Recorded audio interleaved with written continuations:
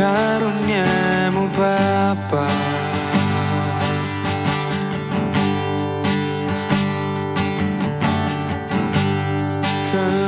Kekuatanku hanya dalam hadirat-Mu,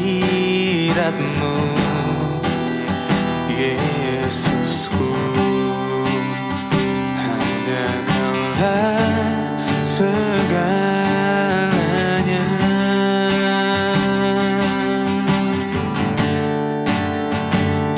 Ku yakin Kau hadir di sini. Ku rasakan kuasa yang tak terbatas. Ku yakin Kau nyata di sini. Kemenangan terjadi di sini.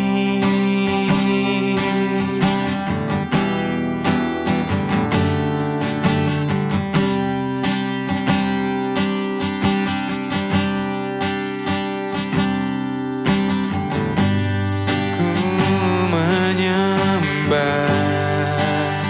dalam kudus hadirat-Mu.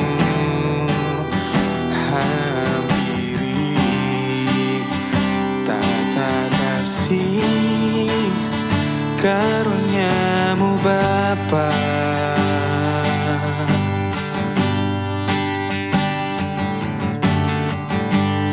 Kekuatanku hanya dalam hadirat-Mu, Yesusku. Hanya Kaulah segalanya.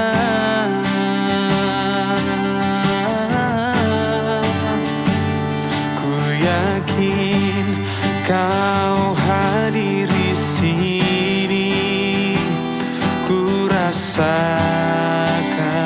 kuasa yang tak terbatas.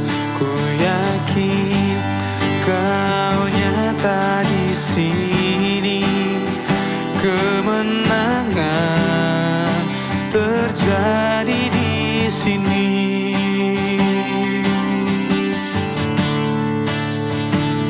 Ku yakin Kau hadir di sini.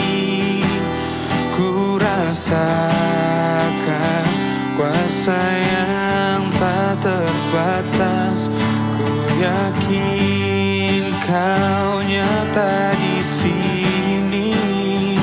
Kemenangan terjadi di sini.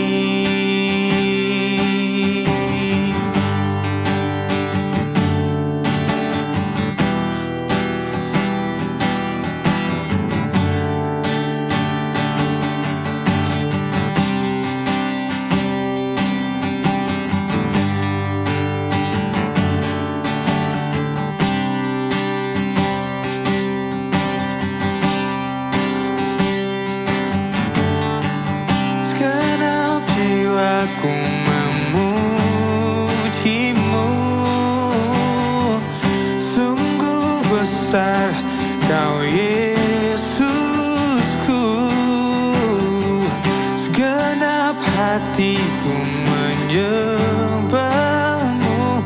Kau besar, Kau besar. Segenap jiwaku memuji-Mu. Sungguh besar Kau Allahku. Segenap hatiku menyembah-Mu. Kau besar, Kau besar. Kau besar, Kau besar.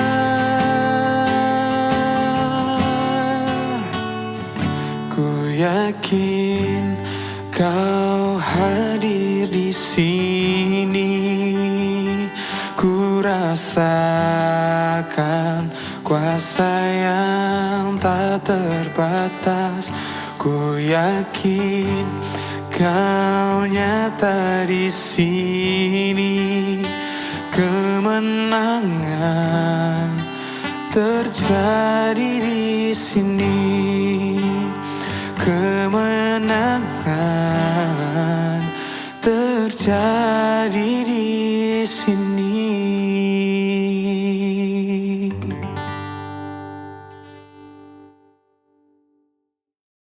Shalom sahabat Morning Grace dimanapun berada. Jumpa lagi. Kita rindu untuk disapa oleh Tuhan melalui firman yang akan kita dengar. Sebelumnya mari kita berdoa. Bapa di dalam surga, dalam Yesus Kristus, terima kasih kesempatan yang baik boleh kami nikmati. Kemurahan Tuhan, kebaikan Tuhan, anugerah kehidupan kekal yang Tuhan anugerahkan kepada kami.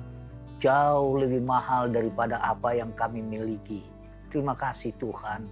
Kami rindu disapa oleh firman Tuhan pada saat ini. Pakai Tuhan firman yang kami dengarkan itu tuh menjadi tanah yang subur. Berakar, bertumbuh dan berbuah. Bahkan berbuah lebat. Nama Tuhan dipuji dalam Yesus Kristus.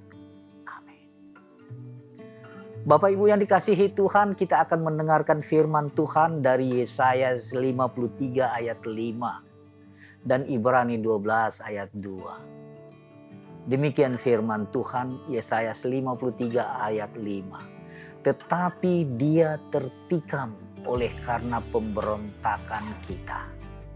Oleh bilur-bilurnya kita menjadi sembuh.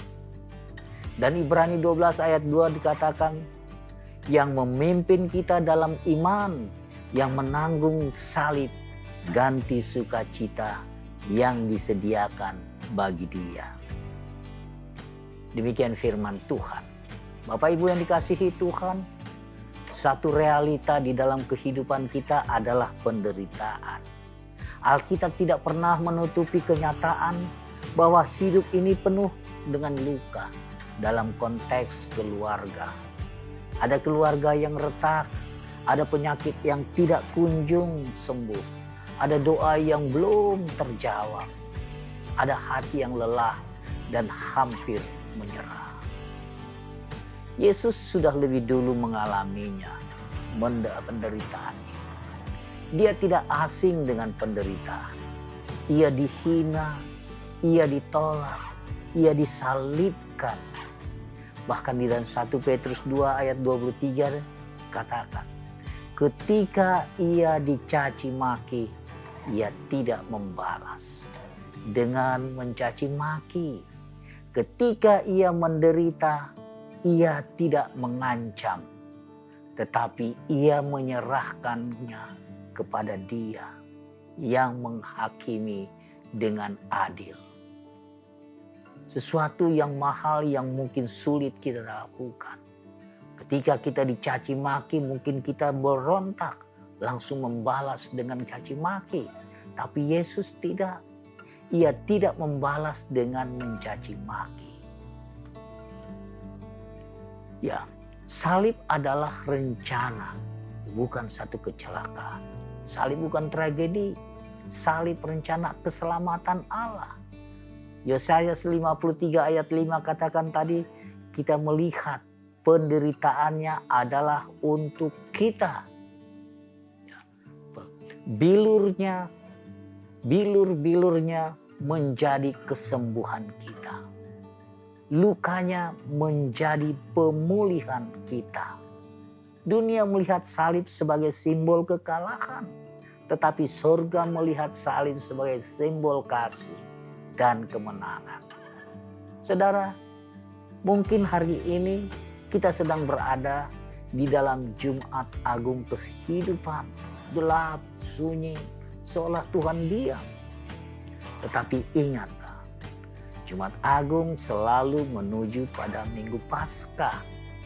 Dalam Ibrani 12 ayat 2 dikatakan, Yesus menanggung salib demi sukacita yang disediakan bagi Dia.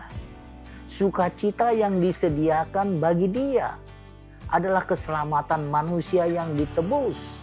Itu yang menjadi sukacita bagi Yesus. Ketaatan sempurna kepada kehendak Bapa, itulah sukacitanya. Kemenangan yang kemuliaan setelah salib, itulah bagian dari sukacita. Umat Allah yang hidup bersamanya selamanya.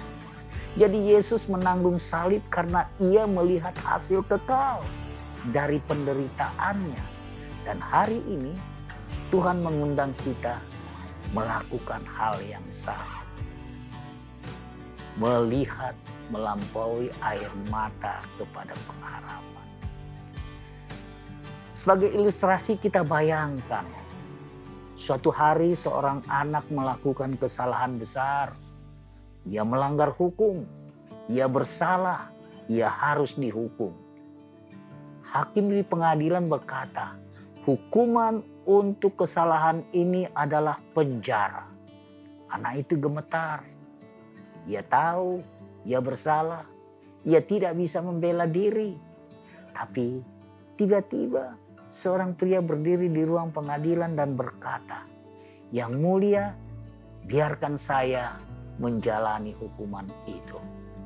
Biarkan saya yang masuk penjara menggantikan anak itu." Semua orang terkejut. Mengapa seorang mau menanggung hukuman orang lain? Tetapi pria itu berkata, "Karena saya mengasihinya. Karena saya mengasihinya."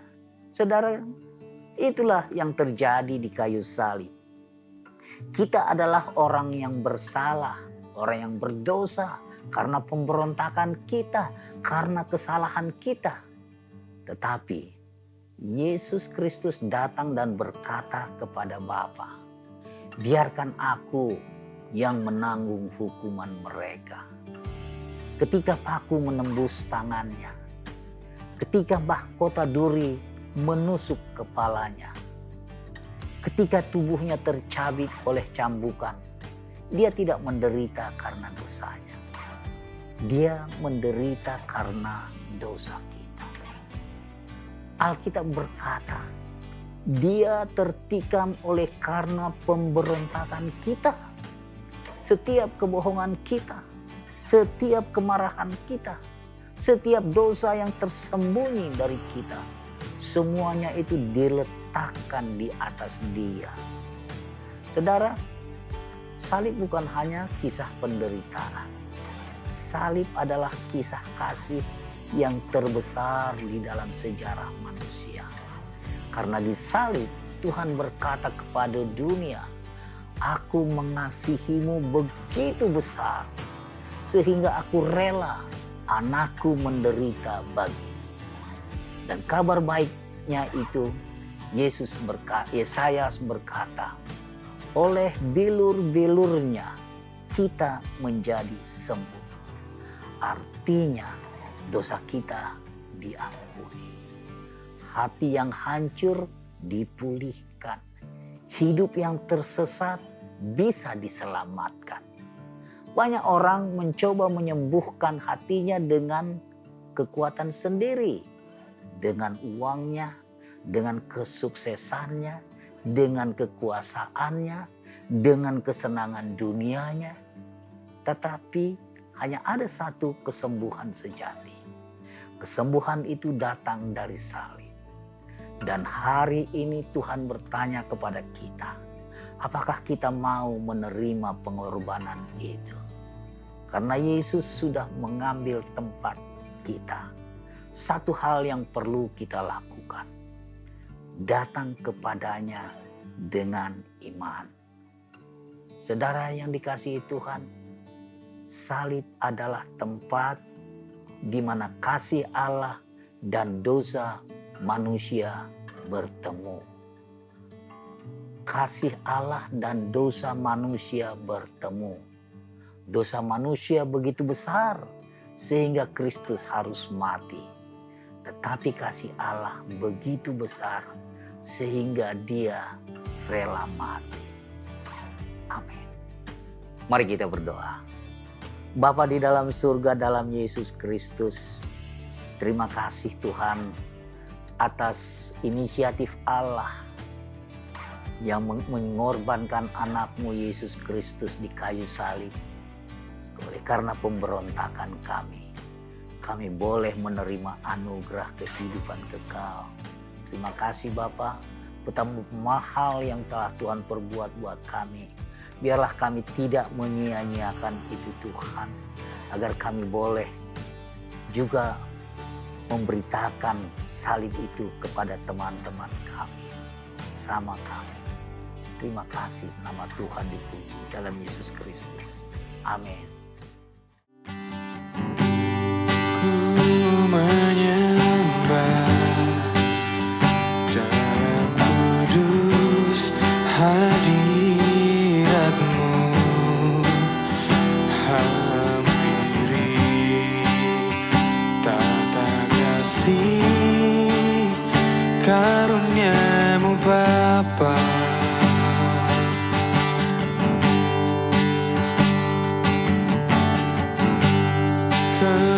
Kekuatanku hanya dalam hadirat-Mu, Yesusku. Hanya Kaulah segalanya.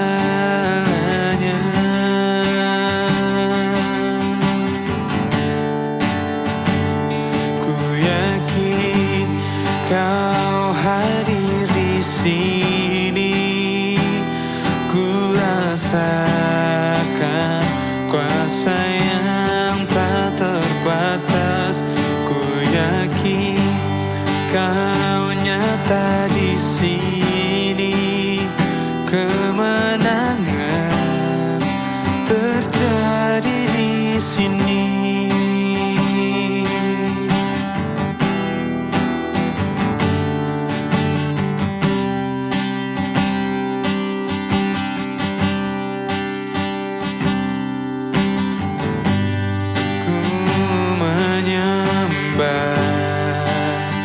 Dalam kudus hadirat-Mu,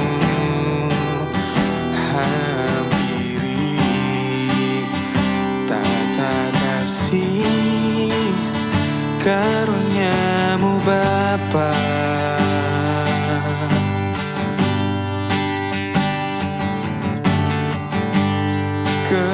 Kekuatanku hanya dalam hadirat-Mu,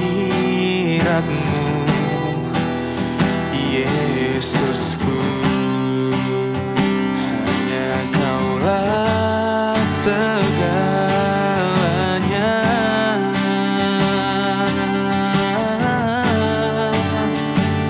Ku yakin Kau hadir di sini, ku rasakan kuasa yang tak terbatas. Ku yakin Kau nyata di sini, kemenangan terjadi di sini.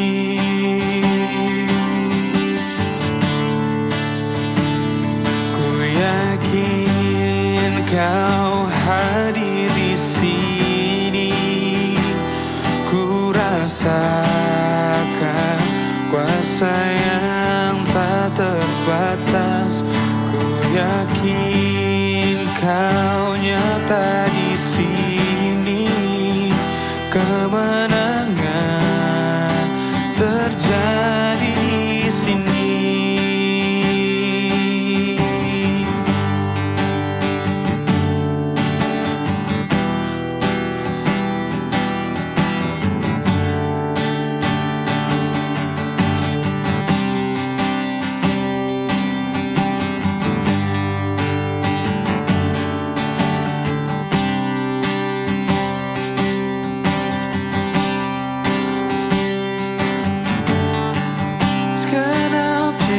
Aku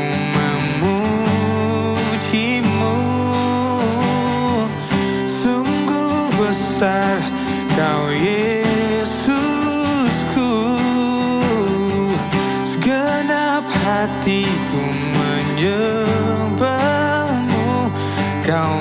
besar, kau besar. Segenap jiwaku memujimu, sungguh besar kau Allahku. Segenap hatiku menyembahmu, kau besar, kau besar, kau besar, kau besar.